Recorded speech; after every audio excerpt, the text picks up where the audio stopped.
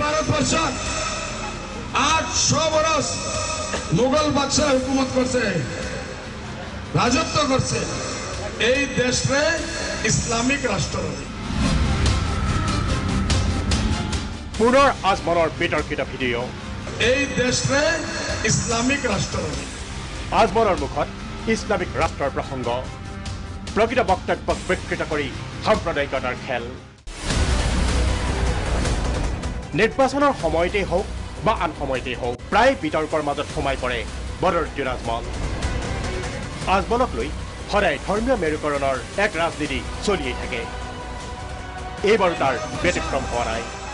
800 বৰস এখন সভাত ভাষণ দি এয়াই ইউডিএফৰ মুৰব্বীজনে হেনো ক'লে ইছলামিক ৰাষ্ট্ৰ নিৰ্মাণৰ কথা।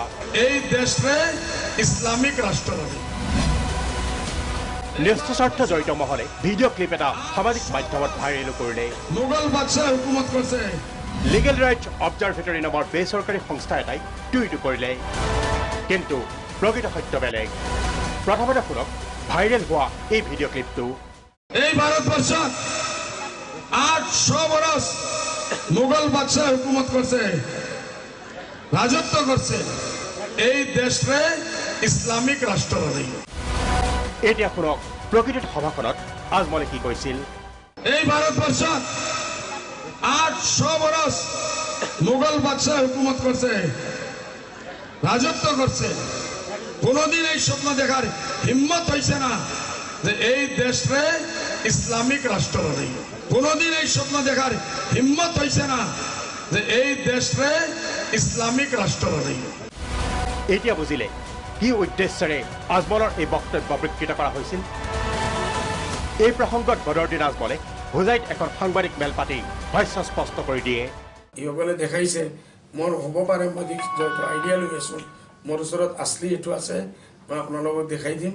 যিটো ফেক আছে সেইটো আমি দেখাই দিম। ফেকটো দেখাইছে, মই কৈ আছোঁ বোলে আগতে 800 বৰছ মোগলে ভাৰতত হুকুমত কৰিছে, ৰাজত্ব কৰিছে।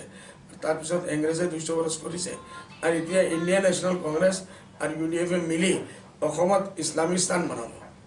একদম 100% ভুৱা, 100% ফেক, এডাল্টেড এটা বস্তু ইসকলে মাৰ্কেটত এৰিছে। ৰিপুণ বৰাৰ প্ৰতিক্ৰিয়া। মহাজোঁট বন্ধনৰ জ্যেষ্ঠ ভাতৃ কংগ্ৰেছে বিষয়টোৰ সম্পৰ্কত নিজৰ প্ৰতিক্ৰিয়া ব্যক্ত কৰে। প্ৰদেশ কংগ্ৰেছৰ সভাপতি ৰিপুণ বৰাই ক'লে আজমলৰ বক্তব্য বিকৃত কৰা হৈছে। মই দেখিছোঁ আৰু সেই গোটেই বস্তুটো তাত কিছুমান মেনিপুলেটেডো আছে। আমি তেওঁক কৈছোঁ, তেওঁ সেইটো ক্লেৰিফাই কৰিব। মই দেখিছোঁ আৰু সেই গোটেই বস্তুটো তাত কিছুমান মেনিপুলেটেডো আছে। আমি তেওঁক কৈছোঁ, তেওঁ সেইটো ক্লেৰিফাই কৰিব। এইদৰেই ভুৱা আৰু অপপ্ৰচাৰেৰে সাম্প্ৰদায়িক ৰাজনীতি কৰিব এচাম লোকে।